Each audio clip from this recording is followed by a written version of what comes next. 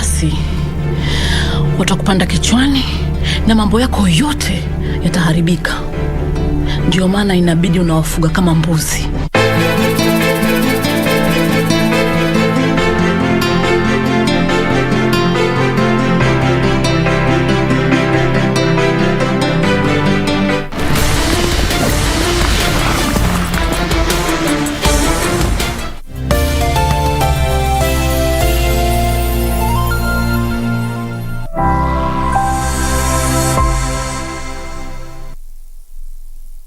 You have a news story to share with KBC? Get in touch swiftly on email newsroom@kbc.co.ke, call 0723 892 654 or 0734 780 124.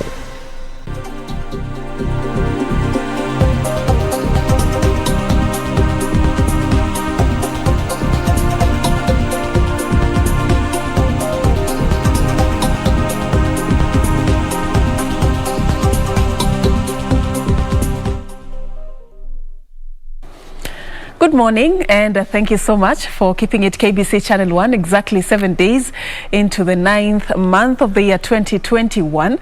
Newscheck begins right now, a program that seeks to explore issues shaping conversation in the country. And the big agenda today, what we are focusing on, is the ongoing war against COVID-19 and the uptake of the vaccination exercise in the country. And of course, we'll also be delving into the politics that is shaping the road to the 2022 general elections a little bit later in the course of this broadcast. So for the first interview we are having this morning, we'll be focusing on matters COVID. But before I bring in my guest, I just want to paint a picture for you on the status so far in the country. As at yesterday, the numbers we received from the Ministry of Health is that Kenya has recorded another 258 new cases of COVID-19. This was done out of a sample size of 3,137 that were screened in the last 24 hours. That is as at yesterday. And now the figures brought the positivity rate to 8.2%. Remember, this also shows a drop in the positivity rate. We have been recording a positivity rate of above 10% for quite a long time. But beginning, I believe, the last 2 or 3 days, we have been reporting a positivity rate of below 10%. And the latest statistics by the Ministry of Health also showed that 9 more people died because of COVID-19, and these numbers were obtained from late audits conducted in the month of September, meaning that as at now, a total of 4,795 people have succumbed to COVID-19. If you look at the global numbers, not so promising as well. Over 220 million cases have been reported, with the number of those who have died standing at slightly over 4.5 million. So it's not a very good picture, in as much as we're making progress, in as much as in certain areas we've improved, especially in the uptake of the vaccination exercise. And we just want to dissect, the situation and understand where we are as a country, and also what we need to do so that as many people as possible are vaccinated. And joining me in studio to do this, we'll be doing this a little bit differently. Today we want to wear the shoe of somebody who has been there. He has actually battled COVID-19 head on. I'm talking about Elijah King Naini. Elijah is a community leader from Kajiado County. Thank you so much for creating time for us. My pleasure. All right, so Elijah, I want to start very, from where it all began, your experience with COVID-19. Most of us just hear about it and have interacted with it through information, through research, through what we hear from case studies like yourself. But we just want to understand from somebody who has worn that shoe, COVID-19. Tell us a little bit about your journey with COVID-19. When were you diagnosed, and, just what was happening? Okay. This is, I must say that this pandemic that has traveled all over globally has affected all families in the world, even to the smallest villages where we come from. And I can tell you that when I was diagnosed for COVID, I wasn't expecting to get COVID. I was just living just like my normal being, and 4 months when I have heard about the breakout of COVID, it was news, and we could just watch in the news that there is someone with COVID, and these are people we don't know. So at times we even thought that the government was trying to solicit funds globally. So and all kind of narratives were flying here and there. But now I got COVID. So this was just news until it knocked at your door. Hit me. Yeah. And when I first got COVID, of course I knew the symptoms, and so I just had a slight sore throat and then some dry cough. That was around the first week of March. So I because of the precautions, I decided to go to the hospital. Ideally, I never used to go to hospital for coughing and that kind of thing. But now, because of all these advertisement and everything, and everybody is talking about COVID, I decided to go to hospital. I got my temperature checked.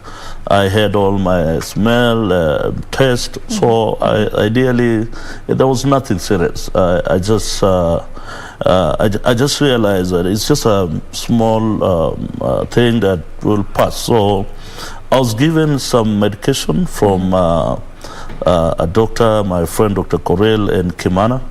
So, and I am a hard worker, so I used to work so hard. So after I got the medication, I continued with my work. 1 week later, this cough was not leaving, and in fact, it was increasing. So you didn't get a COVID-19 test? I didn't because when they did the temperature, it was okay, and then I had my test, my smell, and we just thought that it's just a mere cough. So we never did any test. But as a precautionary measure, I asked the doctor to give me those medication for to prevent the COVID-19, the supplements for vitamin C, to boost my immune, but I just did it out of precautions. Then around the 10th there, I just felt like I started having fatigue, and I just thought that this fatigue is not leaving. It's 3 days of fatigue. I just thought that I needed to take a break for a week to go rest. We've been having a whole month of distribution and subdivision of land back at Orgulwi Group Ranch, where I work. So I came to Nairobi, and I just felt like there was something on my back. It was not leaving. So then when I arrived, I thought that I should just go and get more medication. I just thought that probably the antibiotics that I was given were not working. So I went to Langata Hospital. There I explained to the doctor that I was given some medication, but it looks like it's not working for me. The temperature was still okay. I have not lost any taste, or I was just normal. But you're feeling funny. I was feeling fatigued. You're different. You feel your system, something is and not then right. the cough was dry. So, and I was given medication. I went back home. But now I started developing something unusual. I couldn't eat. I just then I started feeling like there's something heavy in my chest that is not just living. And then I decided to go back to that hospital, and I just thought that probably I need something stronger than what you were given. Yes. So this time you can't. You've lost appetite. Now I started feeling like I don't have appetite. So, and I started having some confusion whether, am I really having a test or not? Is the smell there or not? You know, that kind of thing. Yeah. So I went back to that hospital, and thank God I found a very good doctor. After explaining myself, but I also think that because they did my oxygen levels, they never told me what number was it. But when they sent me to the doctor first kept a distance. So that was started. That one was like a red flag already. Yeah, it is a red flag. And then he asked me that when I explained, then he told me this is a typical symptom of a COVID-19. He told me, I'm going to recommend you to go do a test at Nairobi West Hospital. So I told him, okay, we just came out. In fact, I couldn't even drive. So I had to be driven by my wife. We went straight to Nairobi West Hospital. Now I was becoming weaker. And I could feel even walking was a bother. So we went there. I got I couldn't queue. So this difference and this feeling weaker, is it because you've just found out, or you're suspecting, well, you're asking yourself a lot of questions at this time? I have been having it for the last 10 days. Okay. But now it has developed, and it was now breaking every part of my system. Yeah. So by the time I was going for the test, I was extremely weak. I couldn't eat, and there is a confusion. Like, I think I don't have a taste. I think I have. I don't have a smell. I think I have. And then, but what was killing me most is the fatigue. The fatigue was just, I have never felt that kind of fatigue. So when I went there, they did a test. They said after 12 days is when you're going to, after 12 hours, you're going to get the results. I couldn't wait for the 12 hours. But now when I had a friend of mine, and Kasaine and my wife, they convinced me that we can just go home and then we wait for the results. We don't need to see a doctor when we don't have the results. So I was convinced. I went back home. I slept, and when I woke up at 6 in the morning, I had was sent an email that you have tested positive. So you know, having that confirmation, and it's now official, it's on paper. Yes. What were you thinking at this time, and how did your experience about COVID change? Because you initially were saying it was all about what we see in the news, the numbers are read in the news. It was far off from your surrounding. Now it's within your system. How do you feel at this time? At that time, it didn't shock me at that time until I got to the hospital. So because I was just having this feeling that I can just get myself treated at home and that's it. So I decided that I should go to the Nairobi West Hospital where they diagnosed, so that they can give me the proper medication, and then I can just come and rest at home and do the thing until it gets out. So when I went to the hospital, I just went through the screening, and then that was the first time that I was told of my oxygen levels. My oxygen levels had dropped to 62. 62? 62. So when the nurse did it, he looked at me, and then she asked me, how are you feeling? I told her I'm okay. So then they looked at each other. There were two of them. Then the other one told her, can you do it again? So they did it, and it was still 62. So, and like there was some confusion, and then she was telling me, you're supposed to have collapsed, you know. Now this is the time. So to them, interpreting those figures, they imagine you could be at a worse position. You're saying you're okay. Yes. So now that is when I told them, you know, I was here yesterday. You guys, you had test, and I've tested positive. I've just come to see a doctor. When they said you have COVID-19, I said yes, but it's you guys who have done this thing. So now when I told them like that, now they knew what is happening. So they told me, they hurried me into a room and gave me oxygen. So, and they were holding at me. So that was the time I realized I am on some serious problem like here. this is not, it's Yeah, no like longer this a is, joke. yeah, it's not In a fact, job. just telling you the words, you should have collapsed. Yes. You know? So now when they gave me the oxygen, I felt some kind of relief. So then I realized I am really in big shit. So I told, then I told the doctor, you know, this one is for straight to it needs to be admitted. So I was admitted, and I was taken straight to the HDU. And the first day I get there, just few minutes, somebody just dies, and then You say about 9 people? actually About 9 died while you were in hospital? 11 people 11 died. people died Out while you of were in the 8 hospital. days I was in HDU.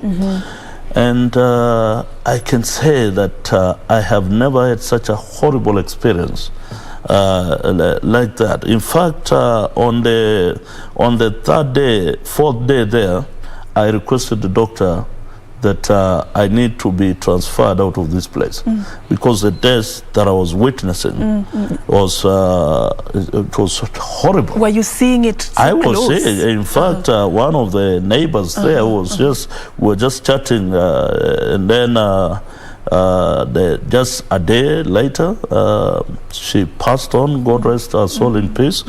And then now I started talking to myself like, I think I'm the next one.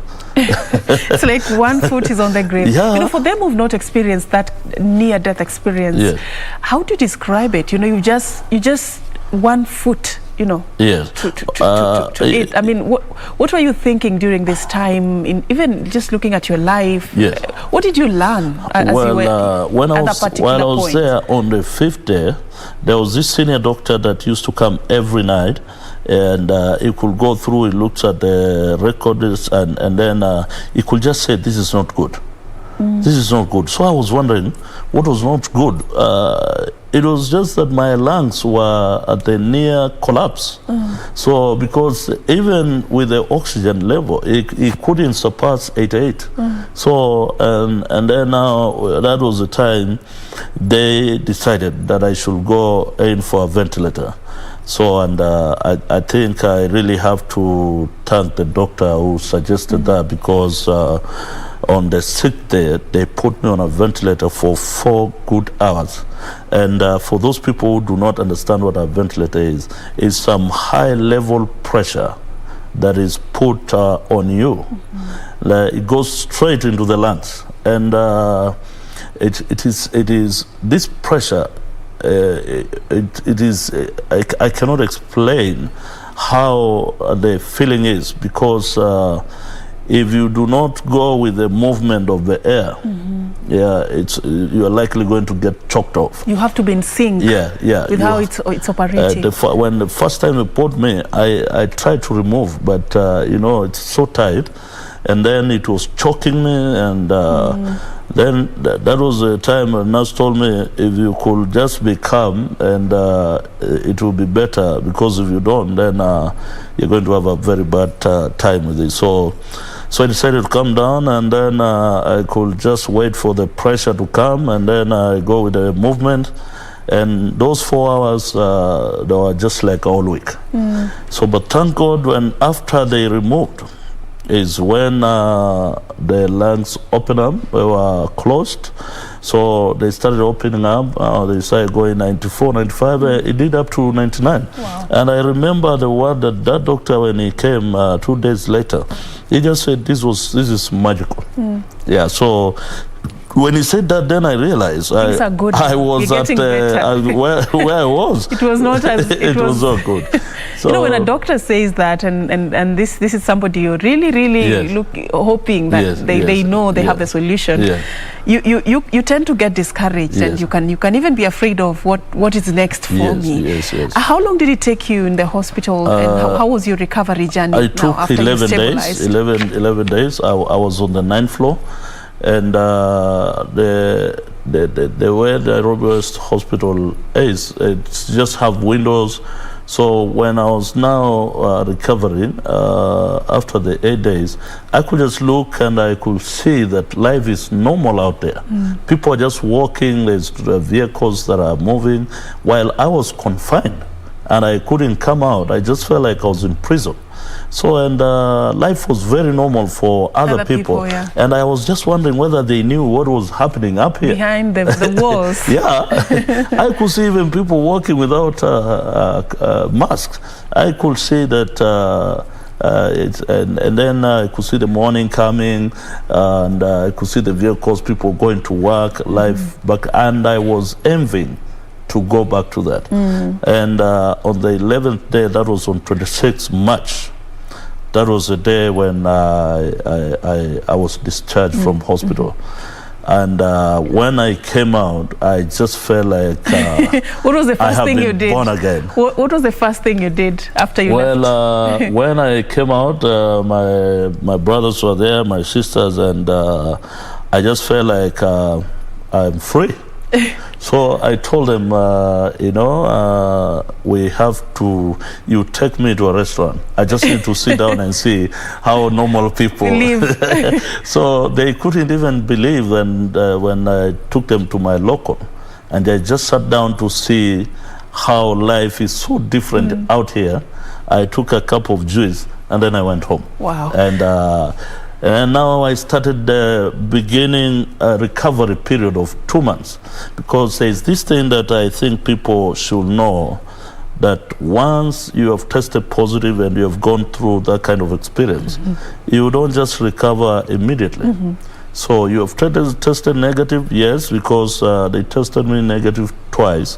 But even when I was back at home, I could feel pinches all over my chest, my back. So the body still takes time to adjust. Yeah, I just felt, I was just feeling like I'm still having this disease. But now I tested negative. So, and I had a different experience because I turned to the herbal. We turned to the Maasai herbal, which was very therapeutic.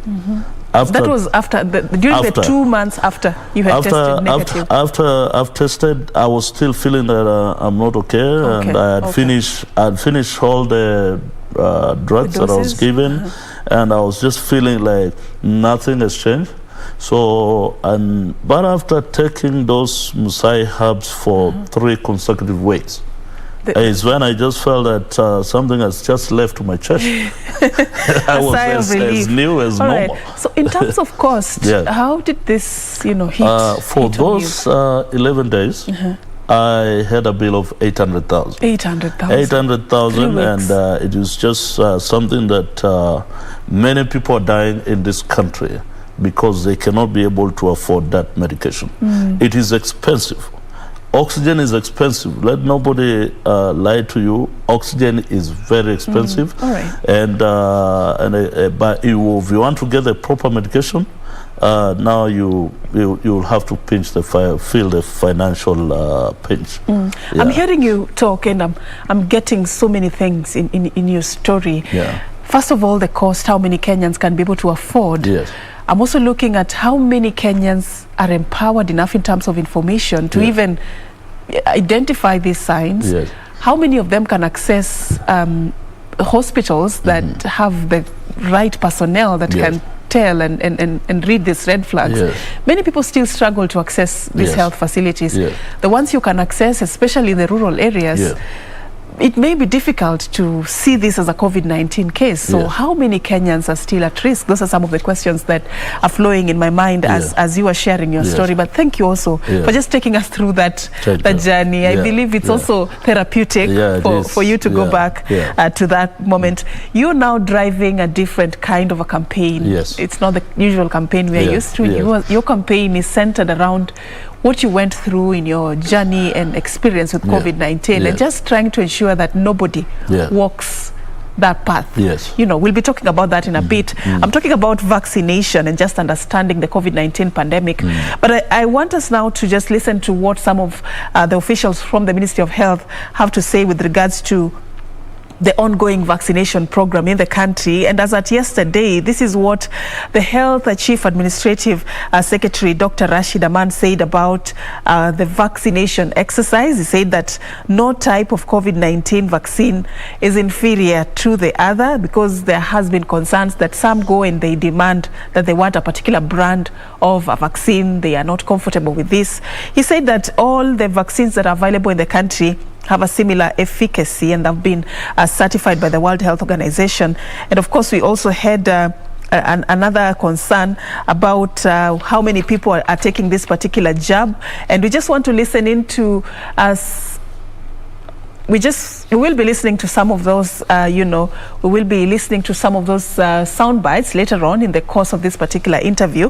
But I just want us to also look at a survey that has been done by Infotrack concerning the health sector. Let's just look at that, and then we will be coming back to this conversation.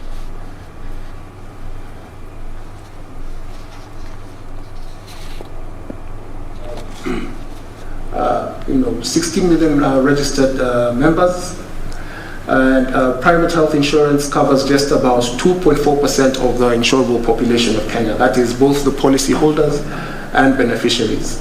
And we must note that private health insurance is usually, most instances, a function of having policy holders who are mostly formally employed or covered by, sponsored by group medical schemes that is offered by their employer. Now, 44% of Kenyans, according to the survey, spend under 10,000 shillings annually on healthcare for themselves and their extended families. 15% spend between 10,001 shillings and 20,000 shillings. 10% spend between 20,001 shillings and 40,000 shillings. 7% spend between 40,001 and 70,000 shillings. 2% spend between 70,001 and 100,000 shillings. And very few spend between over 100,001 and over 250,000 Kenya shillings. What is interesting there is that just 19% indicated that they have health insurance that covers them and their extended family. So that is just about 1 out of 5 every Kenyans who have health insurance that covers them and their dependents. So what is spent annually on healthcare, by socioeconomic group? We see that for those who are spending under 10,000 shillings, 47% of those in the lower income bracket spend under 10,000 Kenya shillings annually on healthcare. And in terms of those now who have health insurance, you see very clearly there that 37% of those in the upper income bracket have health insurance that covers them and their extended family. 27% of those in the middle income bracket have health insurance that covers them and the extended family, and just 15% of those in the low income bracket have health insurance that covers them and the extended family. So you can see, the dichotomy, in terms of the spend by the low income group, and then those who are able to, access health insurance. Probably for their employer, from their own, personal initiative. But this is telling, and it should give us pause as to the state of healthcare in our country at the moment. But then, there's also the question of double taxation, because we all know that the right to healthcare is actually is a constitutional right. It is embedded in our constitution. The constitution, I think, refers to affordable healthcare. That would be healthcare that is affordable to everyone. And we do know that in terms of the budget statement that was released this year, about the government set aside about 121 billion to cover health. Now, if you take the average spend by Kenyans on health, if you take 10,000 shillings as the lower limit, you will find that as a country, as adult Kenyans, we are spending about 112 billion on healthcare, which is 93% of the budget set aside by the government. So, quite clearly there's a question there of double taxation. There's money set aside by the government, but we still have to dip into our pockets to sustain our healthcare needs, which should not happen. Now, in terms of management of the COVID-19 pandemic, is the COVID-19 pandemic increasing? About 44% of Kenyans seem to believe that the pandemic is, infection rates are indeed increasing. 31% believe that they are decreasing. 14% believe that they are neither increasing nor decreasing, and 11% do not know. Sorry, I'll take you back just a minute.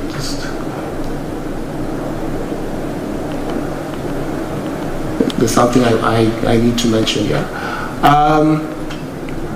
There's the NHIF Amendment Bill 2021, which I'm sure some of you are familiar with. The NHIF Amendment Bill proposes to make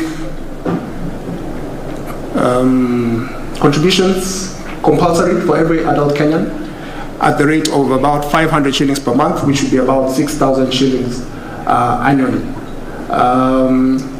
So if you were to take the current number of adult Kenyans that we have currently, and just use that as your baseline, what we then see is that government, should the bill be passed, government will be collecting at least 154 billion annually through NHIF, which is meant to bring reality to the universal health coverage scheme. There are concerns about this. There are concerns because while we know NHIF, there is that perception that perhaps the money is not, that the scheme, the health insurance scheme, perhaps the hospital insurance scheme is not run properly, and there are questions of how the money collected currently is used. So there are those concerns. And we do know that in terms of the amendment bill, the Association of Kenya Insurers and the Central Organization of Trade Unions have also expressed their reservations about this NHIF amendment bill. All right, that is Walter Nyakundi of InfoTrack. This particular morning at Hilton Hotel, they are launching the Kenya's public sector healthcare system report. And according to the report, they are saying that the health system is in deep crisis. A lot of issues they're discussing there, including just how to ensure that Kenyans have access to healthcare and how to make it affordable for all Kenyans, and how even the COVID-19 pandemic is proving to be quite a challenge in this sector. We are going to be getting more details from Beatrice Gatonyi. She's at this particular forum and will be giving us a clear picture on what is happening. But in studio, we have been talking about the same, the war against COVID-19. I've been engaging Elijah Kin Naini. He's a community leader from Kajiado County. But most importantly, the reason we have him here is because he himself is a survivor of COVID-19 and has now turned into an advocate and a campaigner against this particular pandemic, and he is currently conducting a campaign to just create more awareness and encourage as many Kenyans as possible to get vaccinated. So that is where we had gotten to. But before I allow you to just tell me more about this campaign, I just want us to quickly listen in to what the Health Chief Administrative Secretary, Dr. Rashid Aman, and the national, the head of the National COVID-19 Vaccine Task Force, Willis Akwale, also said about the plans by the government to sort of expand the priority groups for this vaccination exercise. Let's listen into that, and then we'll come back and climax this conversation. In the country is very encouraging, as the majority of Kenyans have responded well to our call to come out and get vaccinated. At the rate at which we are moving, and pending no supply problems or constraints, we expect to attain the 10 million target set by His Excellency the President that we must achieve by December of this year, and that no vaccine is superior to the other when it comes to prevention of severe corona disease and prevention of death. Therefore, we urge all Kenyans, when going out for vaccination, that we shall not be emphasizing on the brand names, but rather ensuring that every eligible Kenyan gets vaccinated against COVID-19. Our recommendation is that vaccines will be allocated to a facility. When you go to that facility, the vaccine that you get is a quality assured vaccine and it will protect you. People living with disability is now a distinct priority group, as well as people who have underlying medical conditions above the age of 18. All right, so there is no cherry picking when it comes to vaccines. The vaccine that you have at your disposal, that is the best that you have. That's the message they are sending. They are very clear message. But Elijah, you are currently also just conducting an awareness campaign on the uptake of this vaccination exercise. What inspired you to get into this? After the horrible experience that I went through, I decided to start a campaign after taking my job, that I need to sensitize and mobilize the people of Loitoktok to take the test. I started right at the village where I come from. I started with my own father, who was resistant. It took time for me to start succeeding in this campaign, because he refused to take the jab for 6 good months. And the people right at our neighbors and the villages, they were saying, if your dad is not taking, then we cannot take it. So the day I managed to convince him is when he was joined by over 50, 60-year-old and above. And I provided transport for them into the nearby vaccination center, which is about 30 kilometers away, and I took the vaccine, and this is an initiative dubbed the Bazoo Caravan. The Bazoo is a name that have been nicknamed by the youth down there in Loitoktok. So we started a campaign, the Bazoo Caravan, sensitizing. It's a symbolic name to move from one town to the other. And on the 31st, we did 70 kilometers, all the way from Rombo, Ndarara, Ilasit, Ngama, Loitoktok, up to Kimana, with a roadshow telling the people that they need to go out there and get the vaccine. So this campaign is not stopping. We will continue. We are not going to relent. We will continue until every single person is vaccinated in Kajiado South. Yeah, so during these road shows, what do you do exactly? Do you have like people going into door to door? What happens? During this campaign, we prepare pamphlets telling people on how you can stay away from COVID and the importance of taking the COVID-19 vaccine. And then, of course, we are also issuing the masks. And we are going around telling them, and during this time, when we stop in a town, we have like 20 of them going into every shop, talking to the people within, and telling them, you know, you need to wash your hands, you need to keep distance, you need to go for vaccine, this is where you're going to get a vaccine, you know, that kind of thing. And we have a personal engagement with the community out there, and it has brought a positive change, because after 1 month of campaign, we have seen that there are queues in Loitoktok hospital, people coming to take the jab. Yes. So the information is actually getting home. It is. You talked about 30 kilometers away. That's quite a distance. That is just the smallest distance from Murutot Mesigio coming to Loitoktok. But there are people who live the farthest end, Jokini, who lives at the Chulu Hills down there at Lengisim. Those areas are 70 kilometers away. So does it then bring out the challenge in terms of access? There is a challenge of accessibility. Of course, this is a major challenge, and because in the whole constituency, we only used to have one center. And thank God the government increased one more. Now we have 2 centers in the whole of Kajiado South.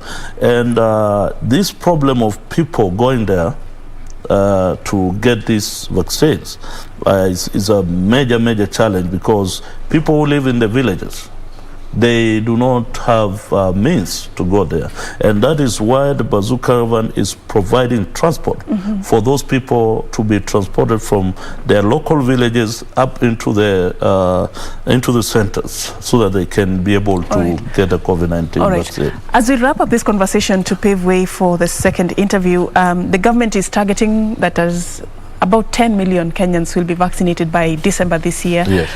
What do you think will make this achievable? What do they need to do different for us to achieve this target as a country? What the government need to do is to increase the centers, vaccination centers, and they need to decentralize it down into the villages.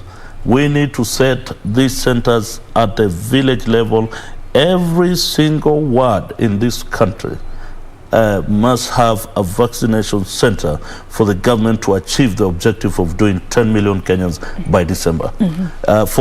Because if I will make a judgment based on the two vaccination centers in one constituency, then I can say that will be a tall order to achieve. Thank you so much for your time, Elijah. My pleasure. Any final remarks? Any final remarks is that I would like to tell the people of Loitoktok that this campaign is not stopping. We are going to every ward, every village, and I will be so happy that if we can be able to partner with other leaders, and this is something that should be replicated in the country, that everybody must come out and talk about this and the importance of taking this vaccine. And once we have taken the vaccine, we will wipe out this pandemic out of the country. Yeah, and we're looking forward to that time coming. Thank you, and all the best with the Bazoo Caravan. Thank you. That is just playing a role in fighting the COVID-19 pandemic. I've been talking to Elijah Achieng Naini. You do not want to go the same path. 800,000 within 3 weeks. I'm sure nobody has money to spend within 3 weeks. 800, almost 1 million, spending it within 3 weeks. Nobody wants to do that. And of course also just that pain of going through COVID-19 and battling it, it's not a very easy experience from his own story. So do what you can to protect yourself and to protect those around you, so that we can all, win this war against COVID-19. Thank you so much, Elijah Achieng Naini from Kajiado County. Thank you. And that marks the end of our first interview. We will be crossing over to now the politics of the day. In the second part of the interview, I'll be having a sit down with Fred Okango, the Secretary General of Third Way Alliance Party, also a political analyst, Willie Kamau, who will be joining me in the second part of the interview. So do stay with us. Newscheck continues shortly.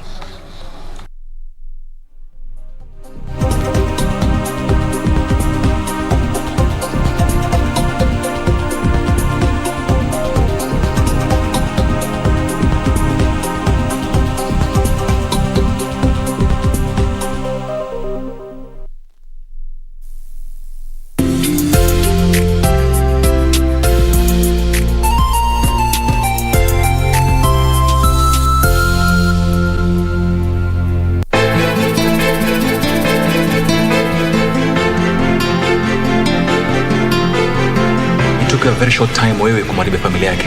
So jambo la kununua nyumba is not a big deal for him. I'm not up for your stupid silly games, wakili. Kwa nini mtoto wangu?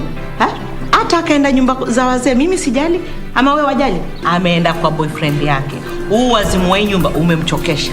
Hawa watu ukiwapatia nafasi watakupanda kichwani na mambo yako yote yataharibika. Ndio maana inabidi unawafuga kama mbuzi.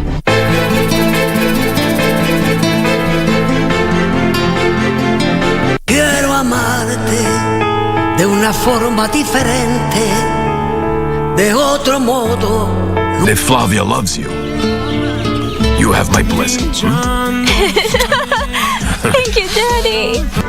Eloisa, I want to be with you until the very last moment of my life. Bravo! Congratulations! This year, the winner by a clear margin is this young man, Lucio Montesinos. Bravo! I won! I will love you. Always. Always. Quiero amarte de una forma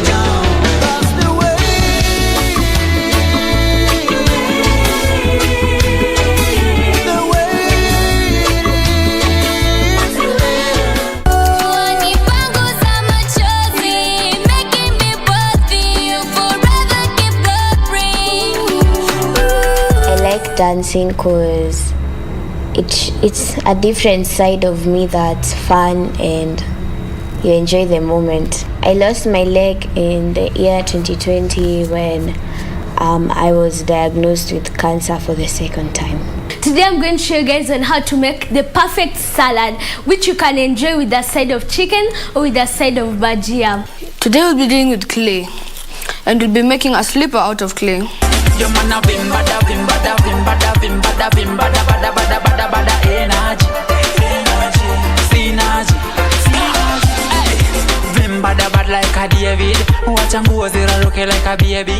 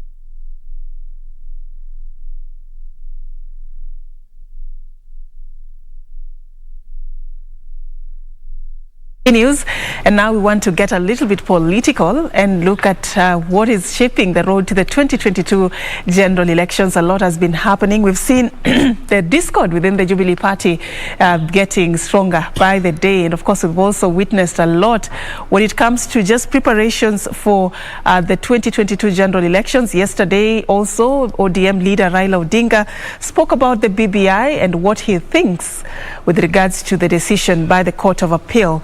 Those are some of the issues that we will be discussing right here in studio, and I'm having two panelists with me. I have Fred Okango, who is the Secretary General of the Third Way Alliance Party, and of course we also have Willie Kamau, a political analyst. Thank you, gentlemen, for creating time for us this morning. Thank you.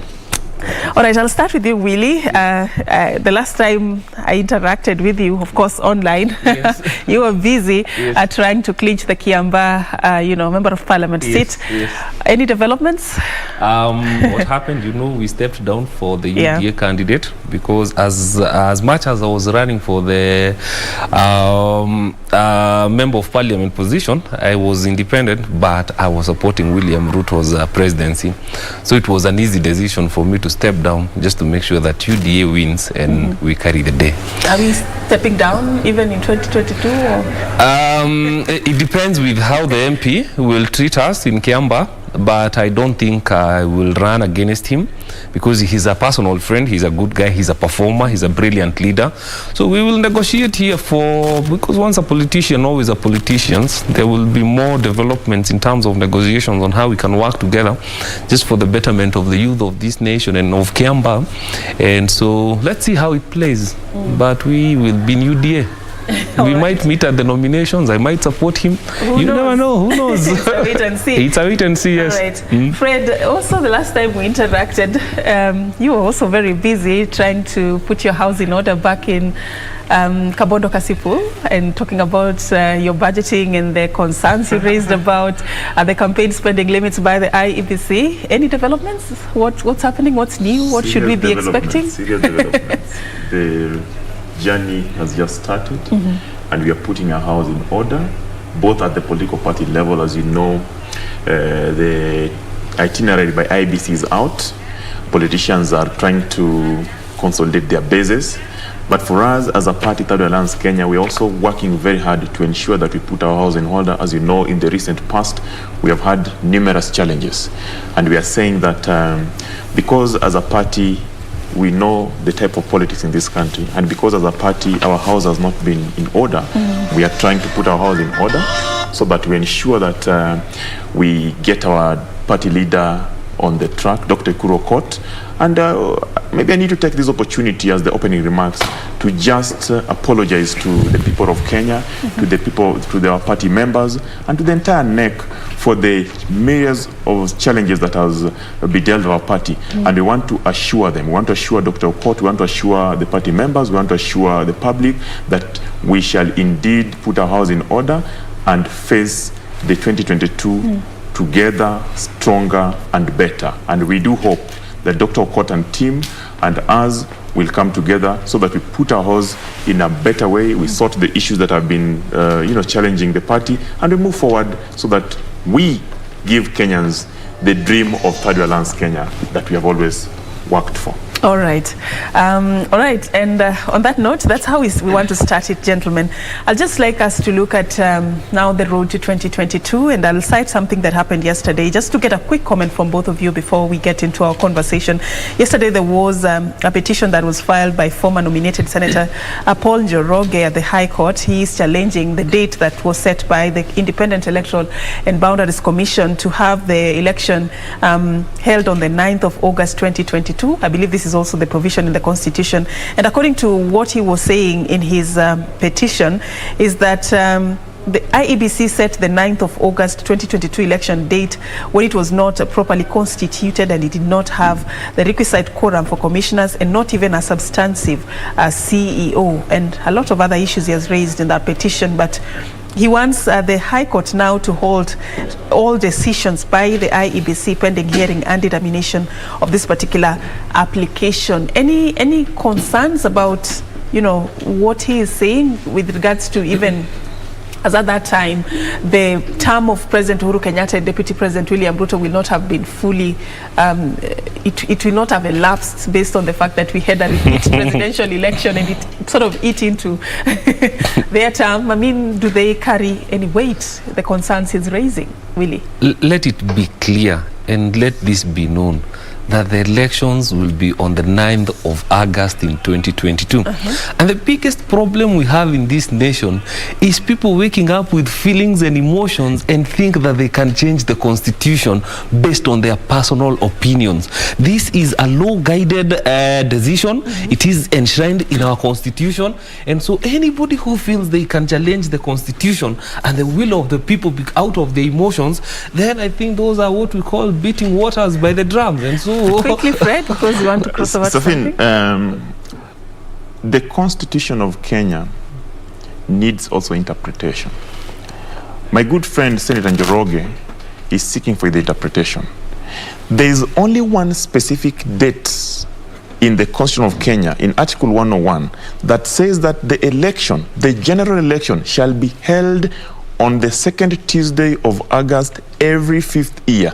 That date will be on 9th next year in August. And therefore, election shall happen. However, anyone is free to seek interpretation based on the facts. The laws are guided by facts. And if Senator Njoroge present his facts and the court agrees with him, the court shall guide. But as it is now, IEBC is preparing for election. Right. As it is now, we the politicians, the political parties, we are preparing for election that shall take place on the 2nd Tuesday of August, that will be on 9th, 2022. All right, thank you, Fred, for that. We'll be coming back to pick up this conversation, and I just want us to very quickly cross over to Afi House to catch up with something happening right now. The Health CS Mutahi Kagwe is currently just about to make an address concerning the ongoing vaccination program. He's also set to receive donations of deep freezers for vaccine storage from the Japanese government. Let's listen into that, and then we can continue with our conversation. You will recall that we started by deploying the AstraZeneca vaccines, which requires a +2 to +8 degrees for storage and administration. This was followed by the Moderna vaccine, which is stored and transported at -20 degrees. Yesterday, we rolled out Johnson & Johnson vaccine, which requires a +2 to +8 degrees, but can be frozen and stored at -20 degrees. Your Excellency, ladies and gentlemen, further to the Moderna vaccine, the US government has donated another 2 million doses, this time of the Pfizer vaccines. This will become the 4th type of COVID-19 vaccines to be deployed in the country. The first consignment of this donation, which we are most grateful for, will be next week. The vaccine requires storage at -70 degrees, which is described as an ultra cold chain temperature. All these different types of vaccines present different challenges to the government in as far as storage and deployment is concerned. The ministry has been making the necessary arrangements for their successful administration. We are grateful that today the government of Japan is donating some 12 ultra cold chain freezers with a storage capacity of 3 million doses. To deploy Pfizer and any other future vaccines that may require ultra cold chain temperatures will now not be a challenge at all. 3 of these freezers will be placed at the central vaccine stores in Kitengela, while the rest will be distributed to our 9 regional stores in Nairobi, Eldoret, Kisumu, Mombasa, Nakuru, Nyeri, Meru, and Kakamega. And there is also the regional store in Garissa. And I'm glad to note that UNICEF is supporting the delivery of a specialized deep freezer suitable for Garissa. We hope to receive this very soon, and we hope which will serve the interests of northeastern part of this country. It is important, ladies and gentlemen, to note that during transportation from the central regional stores, these vaccines require to be transported at -70 degrees. This will be done using specialized insulated devices known as soft boxes, which maintain ultra cold chain temperatures using dry ice. We are therefore very delighted that the United Postal Services Foundation has kindly donated that 15 soft boxes, which will enable transportation of the vaccines to the regional stores. From the regional stores, these vaccines will be transported to selected vaccination posts at temperatures of +2 to +8 degrees, as is common with other vaccines. In the deployment of Pfizer vaccines, we are aware that once thawed, they cannot be refrozen, and when stored at +2 to +8 degrees, they must be used within 28 days. This places a huge responsibility on our officers, both at the national and the county levels, to make sure that these vaccines are administered as soon as possible to avoid loss of potency. We must all take responsibility seriously, as any challenges not properly addressed could unfortunately undermine our vaccination efforts and jeopardize our objective to meet the target set by His Excellency the President of vaccinating 10 million people this year and the entire adult population by the end of next year. Ladies and gentlemen, the quality and success of our vaccination program depends on the integrity of our cold chain. Currently, the National Vaccine Store has a total of 8 cold rooms with a net capacity of 130 cubic meters for positive temperature and cold storage 2 to 8 degrees, and 2 freezer rooms with a net capacity of 14 cubic meters for negative temperature cold storage of -20 degrees. This capacity is sufficient for deployment of vaccines requiring the +2 to 8 degrees and -20 degrees of cold storage, with a quarterly vaccine delivery schedule to the national and regional vaccine stores.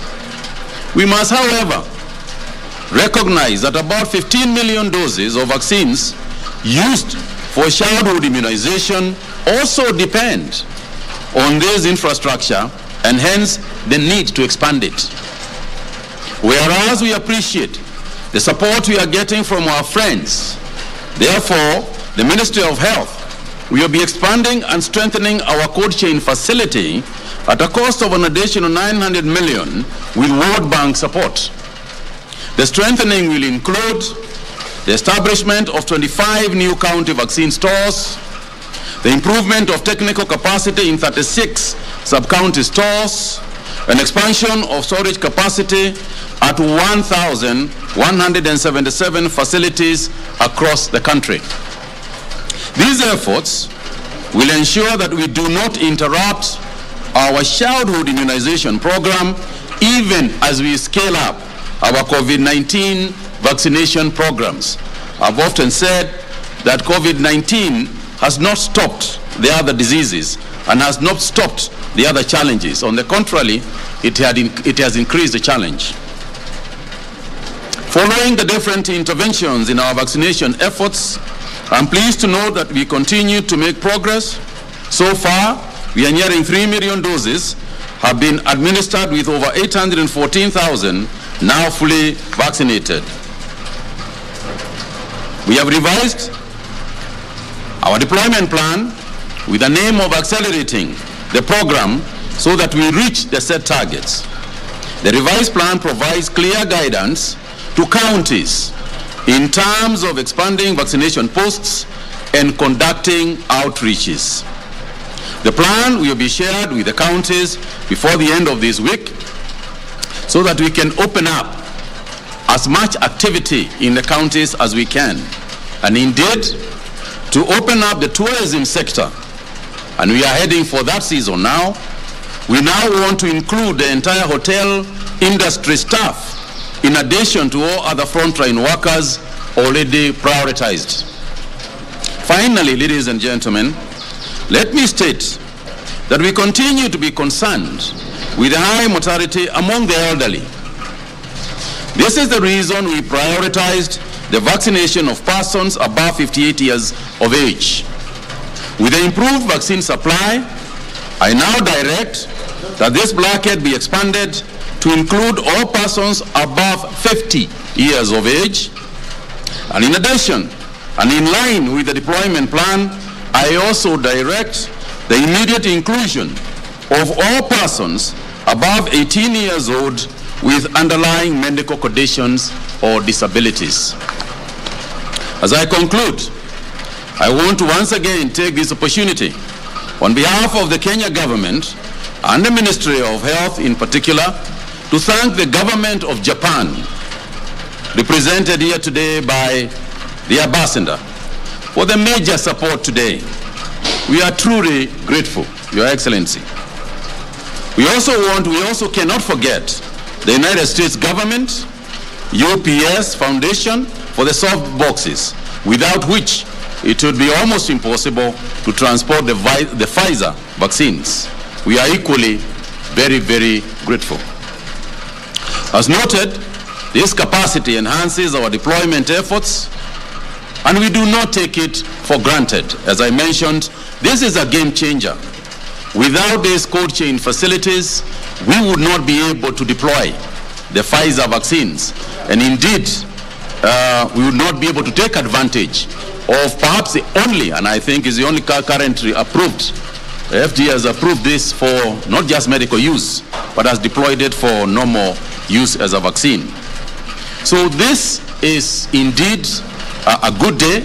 It's a great day for Kenya, and I take this opportunity to thank all those who have participated in making this possible, our officers in the ministry who have been engaging Pfizer, the officers in the ministry who have been engaging with the Japanese embassy, and we don't lose sight of the fact that even the Kitengela facility was also supported by the Japanese government. So we are indeed very, very grateful.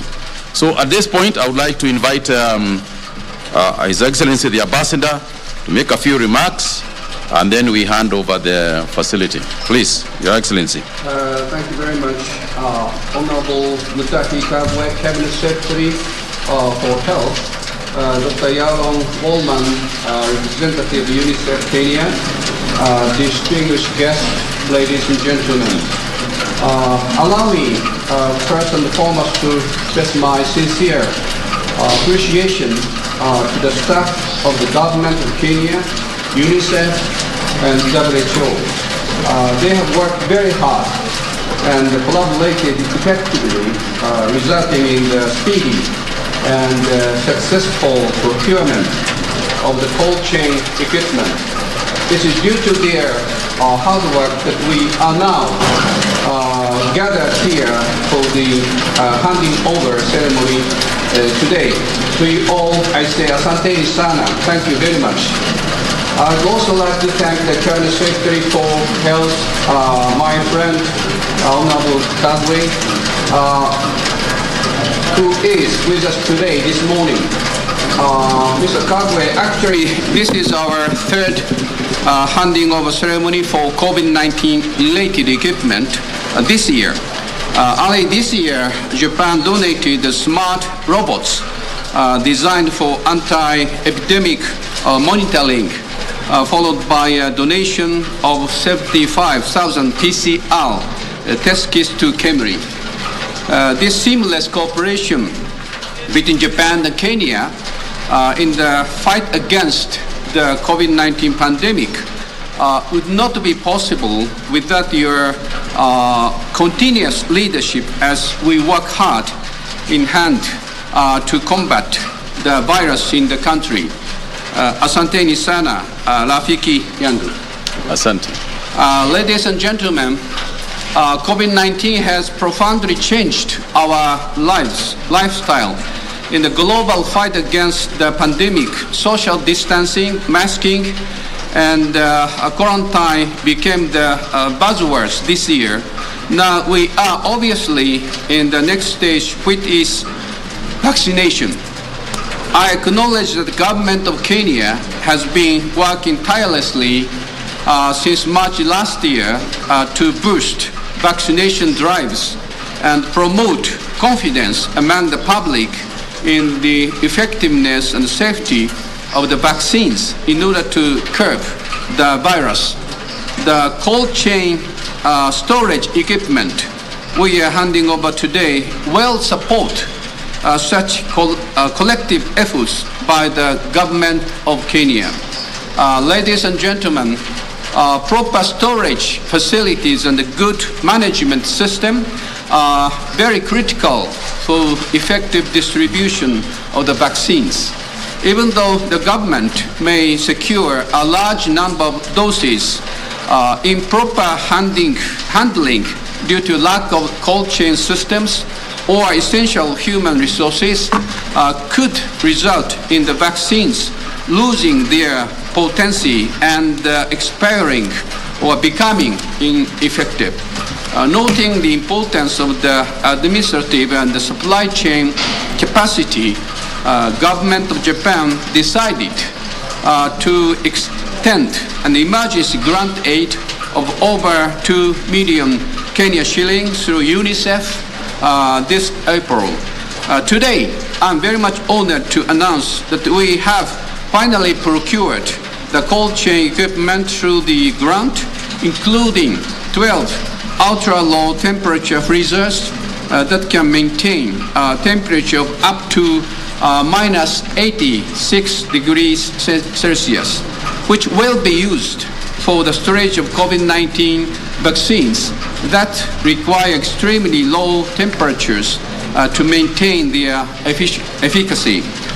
This procurement is a very timely and crucial step in the fight against the pandemic in Kenya, as the various vaccines which require specialized storage are now being introduced in the country, as mentioned by the Cabinet Secretary Kagwe.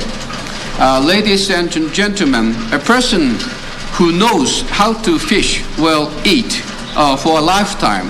This is an overused phrase, but at the same time, a basic and essential idea for sustainable global cooperation. Without proper training and maintenance, all the high-tech machines may not be utilized to their full capacity, or in the worst case scenario, be left unused with nobody to operate or fix them. With this in mind, part of the 20 million Kenya shilling emergency grant will be utilized to reinforce the country's institutional capacity on operation and the maintenance of the cold chain equipment.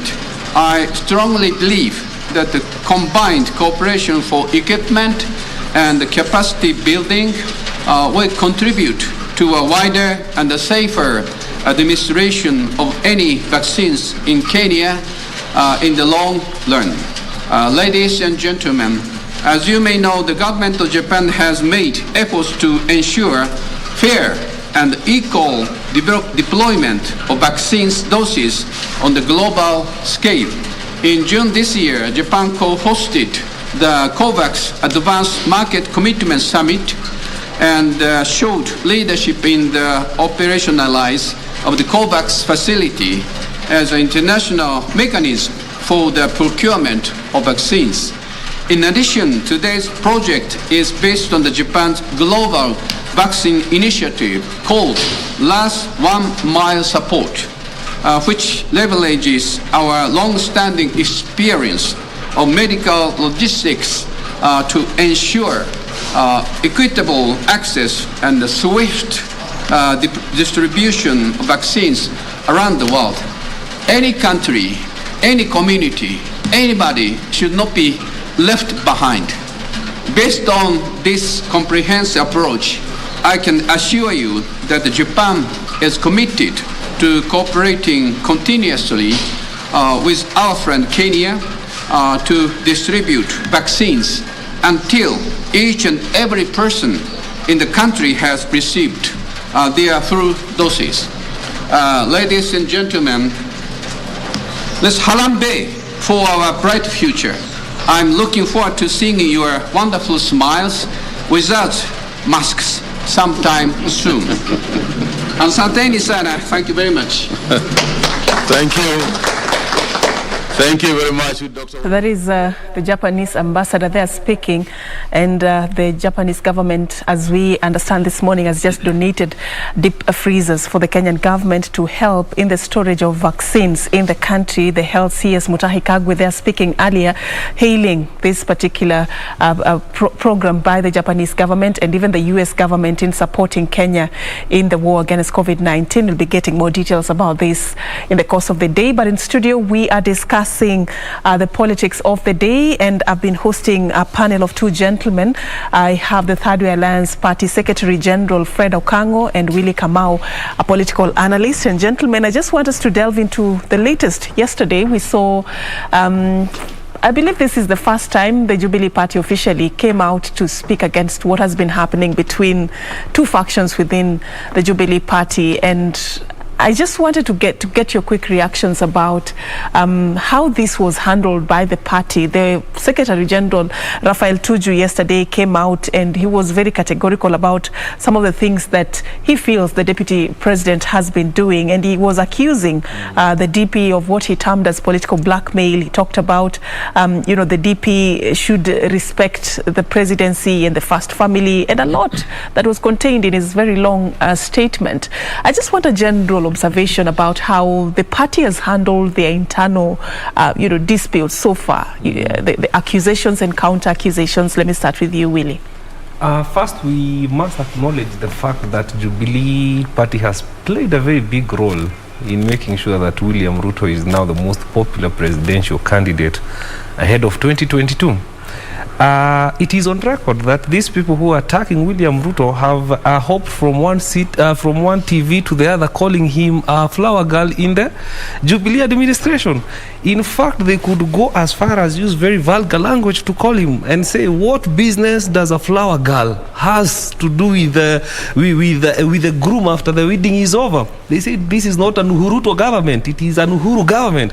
And so they have exonerated William Ruto from any accusation or any blame of the failure of Jubilee government. And so for them to remain relevant, they must attack William Ruto, whose popularity continues to go up and up. And so one of the things that these people have done is that during the just concluded weekend, he had a meeting in Mount Kenya, which was very successful, which I was a part of. And so it became so successful, even against having planned the goons that were planted in the various positions that he visited in Mount Kenya, turned out to support him. They were saying, we were paid to fight William Ruto, but he's our presidential candidate, we cannot fight him. They went on camera and said, we were given money. And so when these things fail against the deputy president, the party that fights him and that have fought him must come up with all manner of accusations. And so we are happy when they do that. William Ruto has weathered all these turmoils. He has been tossed from left, right and center by the same government he worked so hard to put in place, and he's okay with that. All right. Yes. Willie thinks it's working for the DP. I don't know what you think, Fred. I don't think so. You see, the deputy president was elected together with the president. And why is he a deputy president? He's a deputy president because the constitution allows him to be the principal assistant to the president. That means Dr. William Ruto should be assisting the president and his government to govern this country, and by fulfilling the expectations of the public and the manifesto of Jubilee. He has not done that. Deputy President William Ruto has political ambitions. His ambitions has come before the ambitions of ensuring that they secure the lives of Kenyans. And that's why you see he has been allegedly abandoned his duties of being the principal assistant to the president and now pursuing his ambition to become the president. What has even dented his image more is the revelation by the Interior Cabinet Secretary before the Parliamentary Committee that he is one of the most guarded state officers in this country, that he is one of the most respected state officer in this country. However, what he has done, he has tried to form a separate working team from the work of the government of President Kenyatta. And when you say that, a faction of Jubilee, I don't think there's a faction of Jubilee. In my understanding and observation, there's only one Jubilee, that Tuju is the Secretary General. The other team is UDA. President has called his team to order, that is Jubilee. William Ruto, the Deputy President, has said that they are in UDA. Remember, he was elected on Jubilee ticket. I'm not trying to cast aspersions, but I'm arguing from the point of observation. Every time the Deputy President has said, and he has told Kenyans that UDA shall form the next government, the Political Parties Act, Sefirne, says that When you attempt to promote the ideologies of another party while you're a member of another party, when you recruit for another party while you're a member of another party, you shall be deemed to have resigned from your previous party.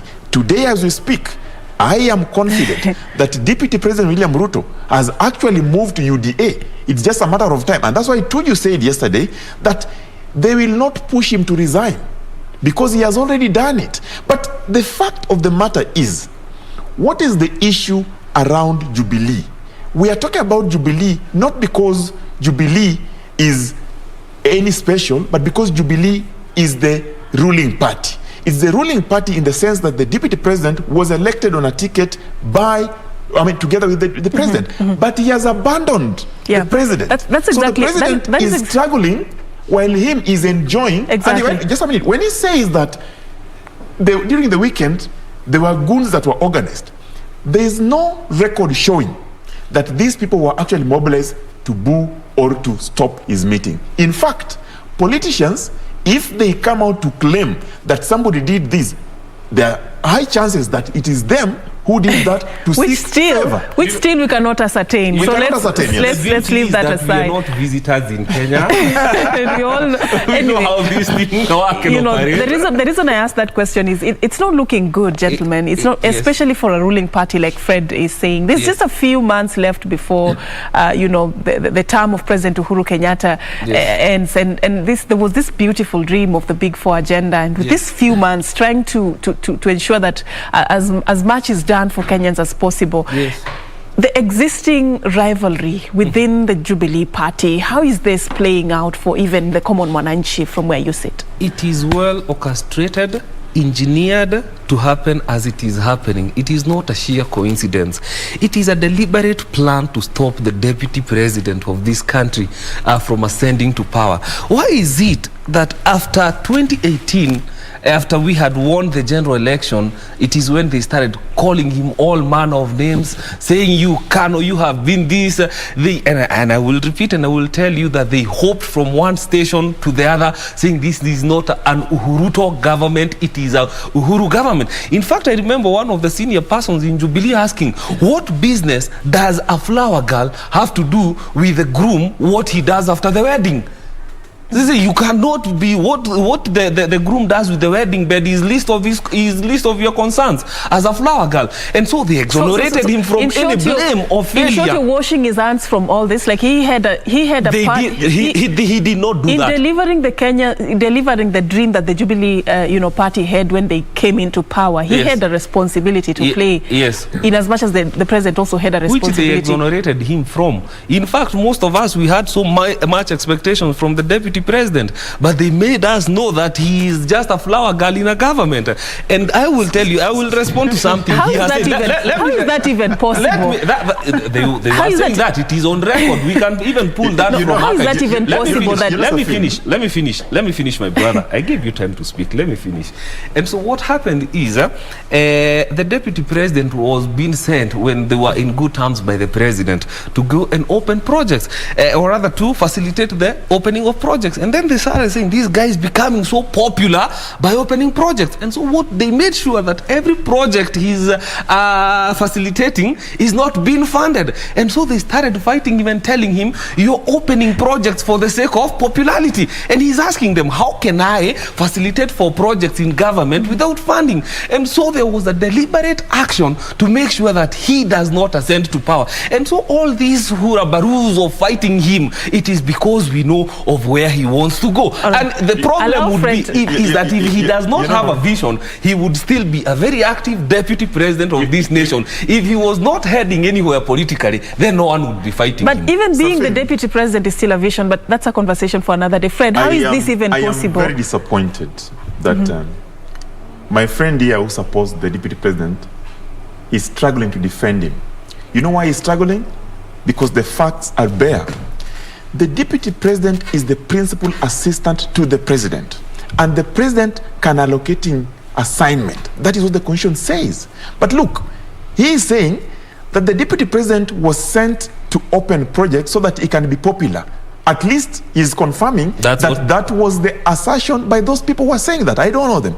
But the fact is, it is unfortunate that the president has maintained his cool. It is unfortunate that the deputy president has continued to tell Kenyans 9 years later that he still believes that he wants to deliver jobs to the youths. He wants to deliver the big four. He wants to deliver and secure lives of Kenyans. He wants to ensure that Mama Mboga and Mtu wa Mkokoteni are secured, while he had an opportunity to work with the person that they were elected with, to work with the person that they were that they promised the people of Kenya that they shall secure their lives, and he did not. You know what he did? He visioned himself in that seat or on that seat before his time came. If the deputy president humbled himself and said that it is time to deliver for the 45 million Kenyans, and the election time when it comes, I shall be judged as the deputy president by what we have delivered as Uhuruto.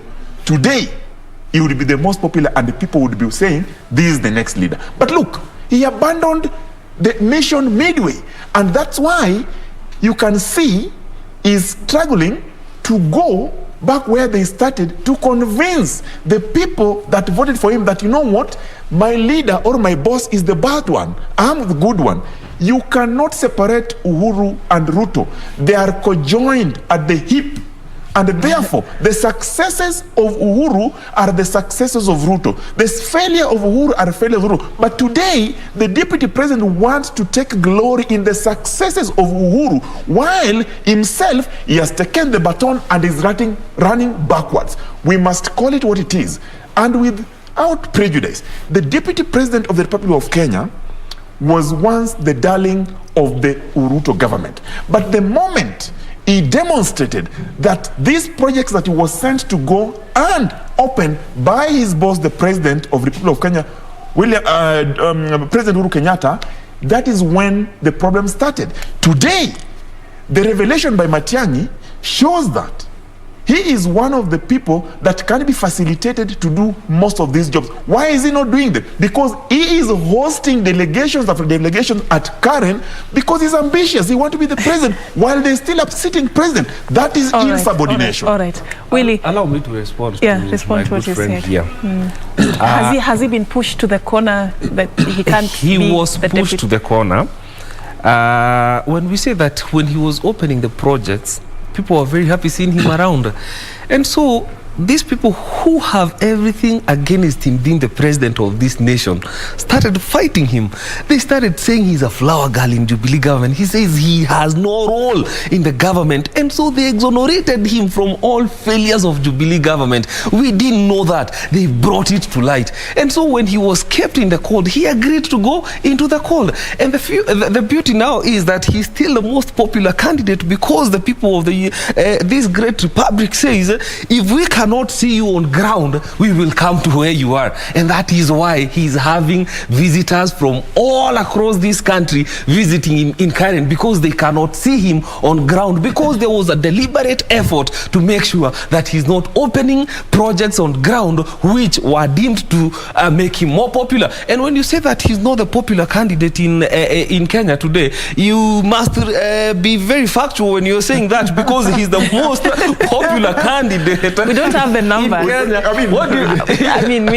You know something? Nobody can really tell. Election, not yet. In fact, I like it when you say that it's not yet. There's only one way to find out. Somebody would petition the deputy president. Why is he campaigning and the election campaign time is not yet? He's even yet to start campaigning. There is no opinion poll that has put him ahead versus the others, because that opinion poll can pull a few for you, my brother. Those are the ones that they do in Karen. There is none. No one has declared other than the deputy president that is running. The other people that have declared, those are curtain raisers.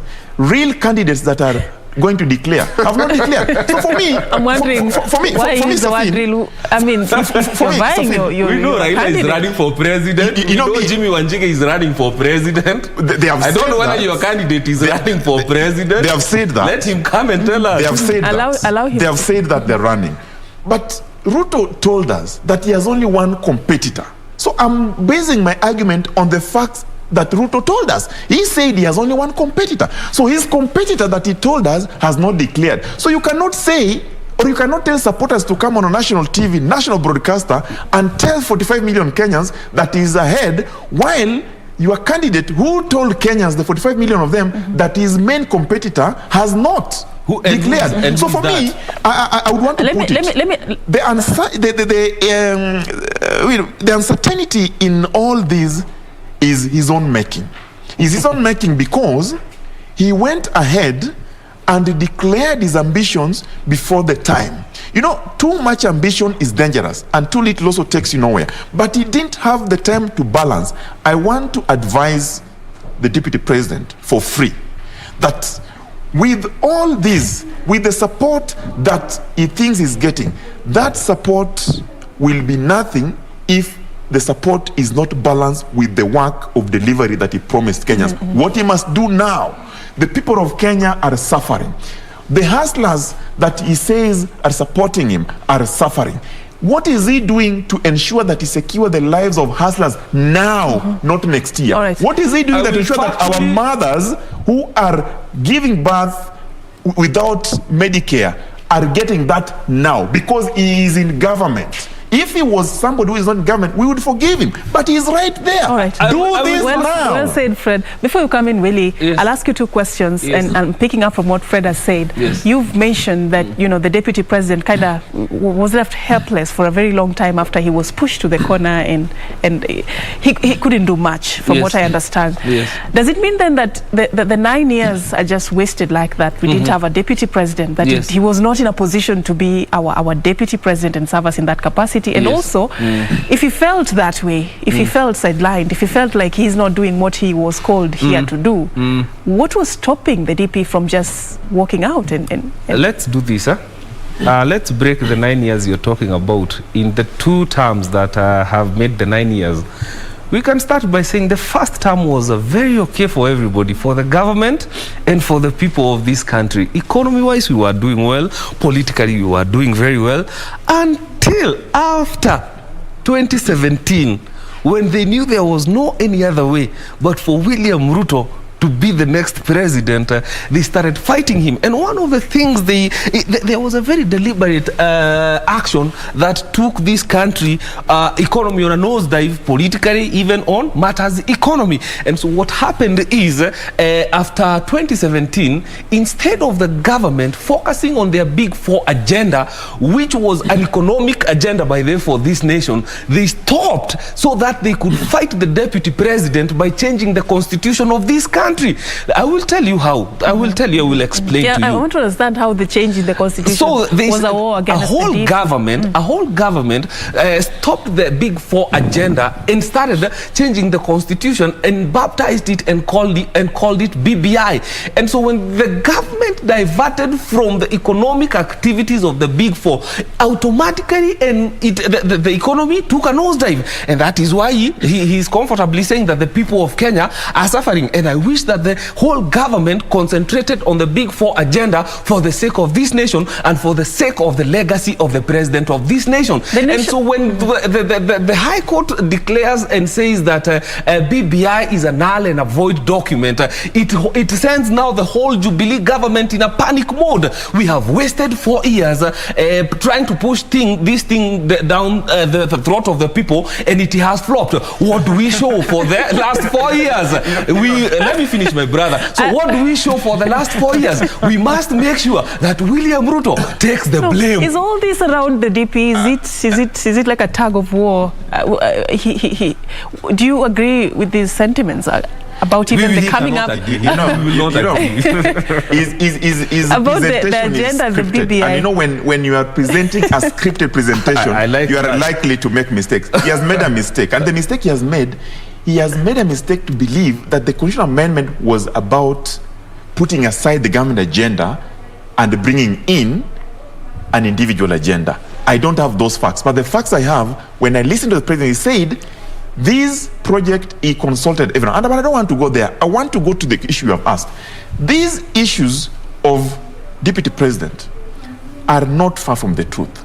the truth of the matter is, his supporters, like my brother seated with me here, have agreed that he's a very ambitious man who can go even to an extent of insubordinating his boss to be where he wants to be. His supporters here have agreed that he is the only person now who should be campaigning and deliver the people of Kenya from the problems because he is popular. His supporter here has told us this morning or this afternoon that it is only deputy president who can go anywhere and the entire government is against him. But let me tell you the truth.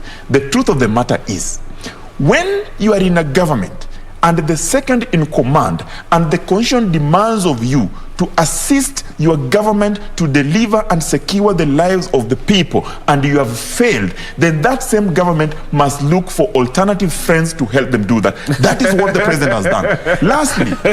Lastly, we have seen, he has said that people now go to him where he is because he has been not allowed to go where the people are. Yes. That is not the truth. No one has denied his rights in chapter 4. He can move wherever. In fact, if there's one person who moves and worships in every church, me, I'm a Seventh-day Adventist. The other day I saw him in a Seventh-day Adventist church and I've been seeing him all over worshiping. Who has denied Ruto from going to worship? He does that. He does that even in the wake of COVID. He has been doing that. When the pandemic is finishing everyone, and the supporter here cannot tell us that now. Just hold on. Just hold on. The supporter here cannot tell us that that is wrong. But that is not the issue. Sefirne, I know we don't have a lot of time. I want to ask the people of Kenya today that we are going to vote on 9th of August next year. When we shall be casting that ballot, we must remember that there are also certain individuals in this country who are in a position to help us when they had the opportunity to help us. They failed. Why should we give them another opportunity to fail us again? And that's why for us in Third Way, we are putting our house in order. And we are saying that we are going to face this election a united party, a united team, and we shall be presenting our party leader so that he can also go and compete and tell people that we have this alternative, not so the alternative he's that also we have vying? been saying. Yes, Dr. Okot is vying. So you, no. We have to go back to that because I've asked Fred this question severally. So let's make this categorical and clear. So Dr. Ekuru Okot. This is getting better now. Should we start this interview? Let's start the interview. He's on the ballot. He's going to be vying. You know, Sefirne, you're not joining another. What we said earlier, and I want to clarify issues. What we said earlier, initially, we had issues in the party, and we said we are not going to field. But after looking at this, and after talking to our partners, and after talking among ourselves, we have realized that indeed it was a mistake not to say that we are not fielding. We are fielding a candidate, and we are going to field Dr. Ekuru Okot to run. You know why? Because he understands the issues that Kenyans are undergoing, because he understands where the shoe pinches the Kenyans, because he understands why we need another person who is not the mainstream to run and go and fail us again. That's why I was asking him, if his supporters know very well that their candidate has been undergoing all these huge problems that are self-inflicted, why would they suffocate Kenyans again with the same candidate to go and midway he will abandon his deputy? If he manages to be the president, he will abandon his deputy. We cannot take chances anymore. Third Way Alliance Kenya has said, because we stand for the rule of law, because we stand for, strength and devolution, because we stand for ensuring that we have women in position of power and ensuring that women and youth take over government, we are going for this election, and we shall ensure that Kenyans are not taken for granted. I don't want us to eat into the time of the Swahili program, but very quickly, Willie, your quick reactions. You seem excited about the news that Dr. Ekuru Okot is going to be on the ballot. I knew the passion if the passion of fighting the deputy president is coming from somewhere, when I say by fighting the deputy president, I mean that you have to cook all this manner of lies that he started fighting the president, or he has been a part of the government. I knew it was coming from somewhere, and it is very allowed. And that's why when you see people, irrelevant people like Raphael Tuju, for them to politically survive, they have to pick up a fight with the deputy president. And it is the same thing we are saying. Now that the big four, or rather the BBI agenda has flopped, now the government is in a panic mode, and it must look for a scapegoat and someone to blame. And who is that?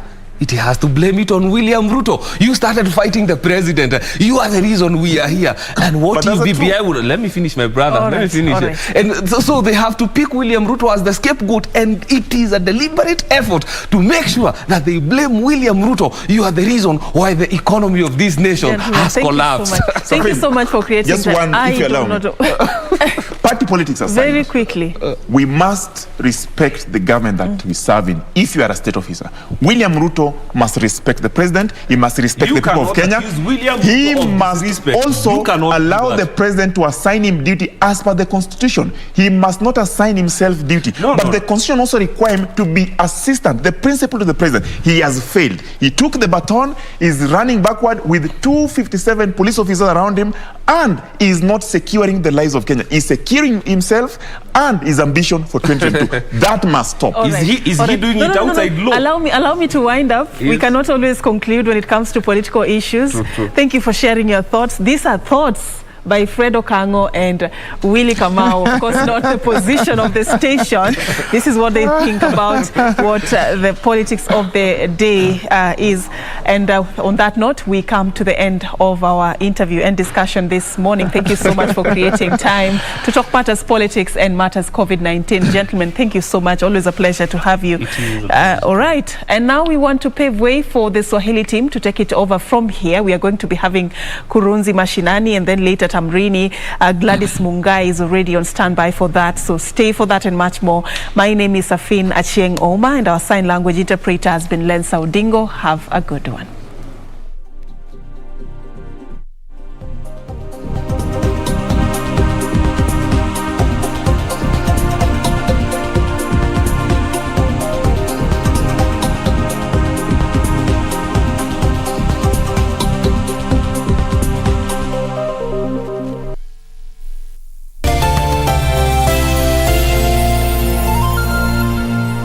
Kupata baba anakuja kama skiza tune, bonyeza *811 *967 hash. Nenda napiga. Nenda napiga. Mimi sijapotea. Niko tu hapa. Mimi niko hapa kwa kuna mimi niko nakuja. Don't mind. Wacha hata usikate simu yako. Mimi ndio hii nimefika, hata angalia. Kupata baba anakuja kama skiza tune, bonyeza *811 *967 hash. *811 *967 hash. Timbi na Timbelio.